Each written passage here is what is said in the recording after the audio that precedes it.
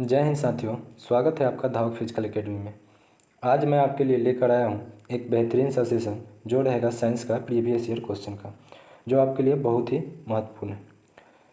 Science आपके exam में को क्रैक करने के लिए अहम भूमिका होने वाला है साइंस का, क्योंकि साइंस जो है ना वो लगभग 20 से 25 क्वेश्चन हर एक एग्ज़ाम में पूछा जाता है। जैसे कि बिहार पुलिस हो गया, दरोगा हो गया या बिहार एसएससी हो गया, इसमें तो रहता ही रहता है। साथ ही रेलवे हो गया या अन्य कोई एग्ज़ाम हो गया जिसमें साइंस का बहुत सारा क्वेश्चन देखने को मिल जाता है। तो चलिए आज मैं शुरू करता हूँ साइंस का प्रैक्टिस। तो देखते हैं कि साइंस का पहला क्वेश्चन आपके लिए क्या लेकर आया हूँ मैं। तो साइंस का पहला क्वेश्चन ये है, देखिए पहला क्वेश्चन को देखते हैं। एक हॉर्स पावर में लगभग कितने वाट होते हैं? तो देखिए ऑप्शन ए है 120, बी 340, सी 746 या डी 330।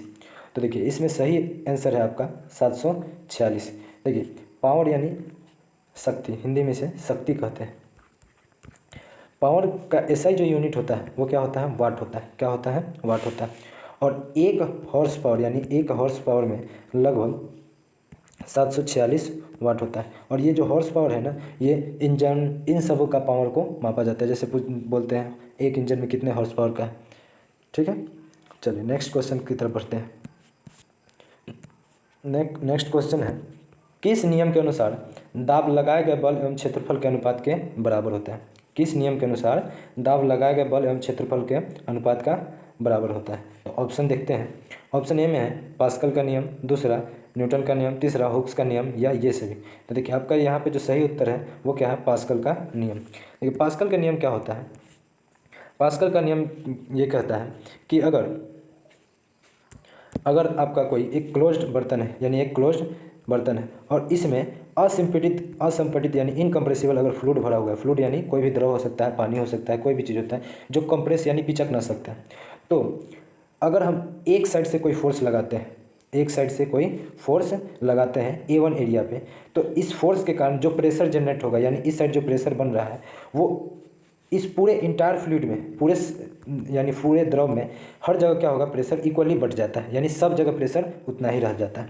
ये क्या कहता है? पास्कल का नियम कहता है। यानी P2 बराबर हो जाता है P1 के, अगर यहाँ पे P2 पास हो जाए। यानी कहने का मतलब ये है कि यहाँ पे जो लग रहा है प्रेशर, ये यहाँ पे सब जगह क्या हो जाता है? इक्वल हो जाता है। इसका सबसे बड़ा एग्जांपल जो होता है, जो हम लोग देखते हैं, जैसे जेसीबी मशीन आपने देखा होगा। जेसीबी मशीन में एक छोटा सा हाथ में चलाने वाला 2 लीवर होता है, ऐसे लंबा लंबा, और इसको मूव करने से क्या होता है? बहुत बड़े बड़े क्या करते हैं? सामान को उठा लिया जाता है या मिट्टी को आसानी से काट दिया जाता है। ये किसके नियम पे करता है? ये पास्कल के नियम पे करता है, काम करता है। ये पास्कल के नियम पे। और सारे भी होते हैं, हाइड्रोलिक प्रेस और ये सभी। चलिए आगे बढ़ते हैं नेक्स्ट क्वेश्चन पे। अगला क्वेश्चन क्या है? अगला क्वेश्चन को देखते हैं। अगला क्वेश्चन है, निम्नलिखित में से कौन सी विशेषता हर्ट्ज से मापी जाती है? किसकी? ध्वनि की। ध्वनि की निम्नलिखित में से कौन सी विशेषता हर्ट्ज में मापी जाती है? तो देखिए ध्वनि की जो विशेषता हर्ट्ज में मापी जाती है ना, वो क्या होती है? ध्वनि की आवृत्ति होती है। क्या होती है? आवृत्ति। आवृत्ति को इंग्लिश में फ्रीक्वेंसी या स्मॉल एफ से दर्शाया जाता है। इसको स्मॉल एफ से दर्शाया जाता है। फ्रीक्वेंसी का ऐसा ही मात्रक जो होता है वो हर्ट्ज होता है। क्या होता है? हर्ट्ज होता है। चलिए नेक्स्ट क्वेश्चन को देखते हैं। अगला क्वेश्चन है, निम्नलिखित में से कौन सा जीव शिकार पकड़ने के लिए अल्ट्रासोनिक ध्वनि तरंगों का इस्तेमाल करता है? अल्ट्रासोनिक ध्वनि तरंग। देखिए अल्ट्रासोनिक ध्वनि तरंगों से ध्वनि तरंग 2 प्रकार के होते हैं, एक यांत्रिक तरंग और दूसरा इलेक्ट्रोमैग्नेटिक वेव। देखिए यांत्रिक तरंग उसे कहते हैं जो यहाँ से वहाँ जाने के लिए किसी न किसी माध्यम का जरूरत पड़ता हो, और विद्युत चुंबकीय तरंग उसे कहते हैं जो यहाँ से वहाँ जाने, एक जगह से दूसरे जगह गमन करने के लिए कोई भी माध्यम की आवश्यकता ना पड़ता हो। तो देखिए इसका सही एग्जाम्पल, सही जो आंसर है वो क्या है? चमगादड़। चमगादड़ जो होता है, देखिए यहाँ पे लगाया भी है फोटो, देखिए इसमें।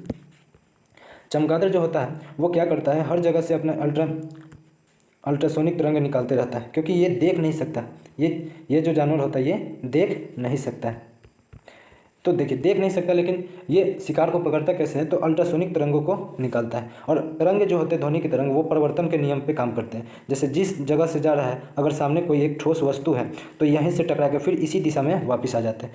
इसी तरह ये काम करता है, और सामने से अगर टकरा के वापस आ जाए तो समझ जाता है कि यहाँ पे कोई वस्तु है जो ठोस है, और उसका आसानी से पकड़ के शिकार कर लेता है। तो आपका इस क्वेश्चन का, जो पहले वाले क्वेश्चन का सही आंसर क्या था? चमगादड़। क्या था? चमगादड़। चलो नेक्स्ट क्वेश्चन पे बढ़ते हैं। आज का अगला क्वेश्चन है कि आवर्त सारणी में टीन का प्रतीक क्या होता है?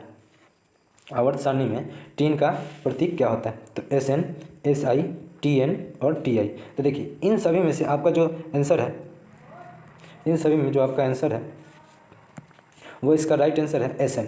SN जो टीन का स्ट्रैंसियम नाम होता है, लैटिन नेम क्या होता है? स्ट्रेनियम। स्ट्रेनियम इसका लैटिन नेम होता है, जिसे SN से दर्शाया जाता है। किससे दर्शाया जाता है? SN से। तो इसका सही उत्तर कौन हो जाएगा? SN। बाकी सभी ऑप्शन को देख लेते हैं। देखिए टीन का क्या है SI मात्रक, सॉरी, टीन का जो दर्शाया जाता है वो SN से दर्शाया जाता है। किससे दर्शाया जाता है? SN से। और सिलिकॉन को, जो अगला ऑप्शन था, उसको SI से दर्शाया जाता है। किससे? और टेलेरियम को TE से, और टाइटेनियम को TI से दर्शाया जाता है। पीरियोडिक टेबल आपने देखा होगा। देखिए अगला क्वेश्चन है,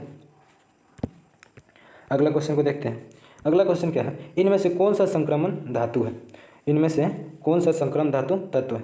तो देखिए ए है option S block, B P block, D block और E block. E block, S block, D block और P ब्लॉक के तत्व। तो देखिए जो आवर्त सारणी होता है, आवर्त सारणी जो होते हैं उसके टोटल 4 ब्लॉक होते हैं।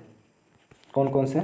ये होते हैं S ब्लॉक, ये वाले जो होते हैं S ब्लॉक, यहाँ से यहाँ तक जो ये वाले हैं वो क्या उनसे होते हैं? S ब्लॉक होते हैं ये वाले। और जो ये वाले हैं वो क्या होते हैं? वो होते हैं D ब्लॉक। और ये वाले जो होते हैं वो क्या होते हैं? P ब्लॉक के तत्व होते हैं। कौन से होते हैं? P block. और जो नीचे वाला ये कौन से होते हैं? F ब्लॉक के तत्व होते हैं। F ब्लॉक के तत्व होते हैं। तो देखिए जो D ब्लॉक के एलिमेंट्स होते हैं इसे ही क्या कहा जाता है? संक्रमण धातु। इंग्लिश में ट्रांजिशन मेथड कहते हैं, ट्रांजिशन मेटल कहते हैं। क्या कहते हैं? ट्रांजिशन मेटल कहते हैं। हिंदी में इसे ही संक्रमण धातु कहते हैं। तो इसका राइट आंसर जो इसका हो जाएगा, आपका क्या हो जाएगा? D block. क्या हो जाएगा? D block. अगला क्वेश्चन देखते हैं। नेफ्रोलॉजी का अध्ययन क्या कहलाता है?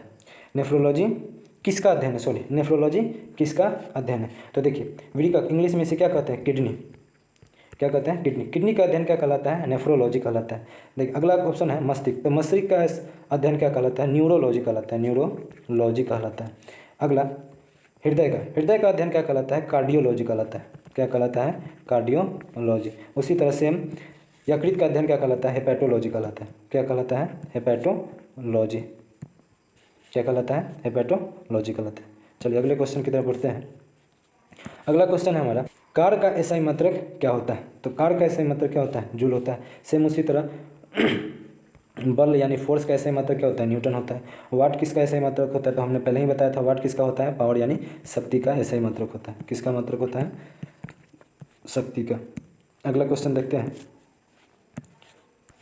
पृथ्वी तथा सूर्य के मध्य दूरी मापने का मात्रक होता है। पृथ्वी यानी हमारे अर्थ और सन के बीच की दूरी किससे मापी जाती है? तो इसके बीच की दूरी किससे मापी जाती है? तो खगोलीय इकाई एस्ट्रोनॉमिकल AU से मापा जाता है। एक एस्ट्रोनॉमिकल यूनिट बराबर क्या होता है? 1.497 गुने 10 के पावर 11 मीटर, इतना दूरी होता है। क्लियर है? चलिए आगे बढ़ते हैं, नेक्स्ट क्वेश्चन को देखते हैं। नेक्स्ट क्वेश्चन हमारा क्या है? निम्नलिखित में से कौन सी ताप का SI मात्रक है? ताप का यानी टेम्परेचर का SI मात्रक कौन सा है? टेम्परेचर का। तो टेम्परेचर का जो SI मात्रक होता है वो क्या होता है? केल्विन होता है। क्या होता है? केल्विन होता है। जो हमारे शरीर का जो तापमान मापा जाता है वो किस में मापा जाता है? फ़ारेनहाइट में, जो जनरली कितना होता है? 98 डिग्री फ़ारेनहाइट से कम में होता है। इससे जैसे ही ज़्यादा हो जाता है तो हमारा क्या होता है? बुखार उखार का सिग्नल होने लगता है।